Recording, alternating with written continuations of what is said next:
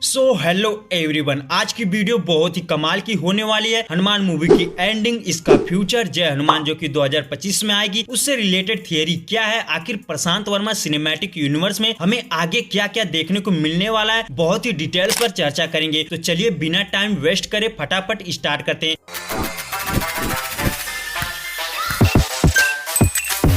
सबसे पहले इसकी स्टोरी पर बहुत ही शॉर्ट में बात कर लेते हैं। फिल्म के अंदर हमें देखने को मिलता है एक हनुमंत नाम का लड़का जो कि अंजनाद्री नामक स्थान पर एक छोटे से गांव में अपनी बहन के साथ रह रहा होता है, जिसके पास कोई सुपर पावर नहीं है। सुपर पावर की तो छोड़ो यार, यहाँ तक कि उसके पास कॉमन पावर भी नहीं है। बहुत ही डरपोक या फिर कह ले चोर। बट वहीं अपने विलन भाई साहब जो सुपर हीरो से पूरी तरह से ऑब्सेस है। ना जाने इस बंदे को क्या भूत सवार होता है सुपर हीरो बनने का। उसे हर हाल में सुपर हीरो बनना है। जिस तरह का विलन का कैरेक्टर डेवलप किया गया ना भाई, सुपर माइंड ब्लोइंग। एक्चुअली जब हनुमान जी सूर्य को खाने निकले थे तभी रास्ते में हनुमान जी पर इंद्रदेव हमला कर देते। तभी हनुमान जी के खून का एक बूंद एक कतरा समुद्र में गिरता है और वह मणि का रूप धारण कर लेता है। अब वह मणि क्या है, अगर वो मणि असुरों के हाथ लग गई तो क्या होगा। वहीं हनुमान को जब मारकर समुद्र में फेंक दिया जाता है तो उसे हनुमान जी के रक्त से बनी वही मणि मिलती है जो समुद्र में कई सालों से पड़ी थी। और विलन उस मणि को पाने की कोशिश करता है। बट पूरे फिल्म में एक कैरेक्टर ऐसा होता है जिसके बारे में किसी को कुछ पता नहीं, वो कौन है, कहां से आया। बट भाई जो सस्पेंस खुलता है ना, दिमाग घूम जाएगा। हनुमान मूवी का सबसे इंपॉर्टेंट कैरेक्टर साधु वाला। जी हाँ दोस्तों, जब वह ऋषि हनुमान से मिलता है, वह ऋषि हनुमान से अपने बारे में बताते हैं कि रावण के मरने के बाद राजभार मुझे सौंपा गया, पर मैं एक कार्यभार संभालने के लिए इच्छुक नहीं था।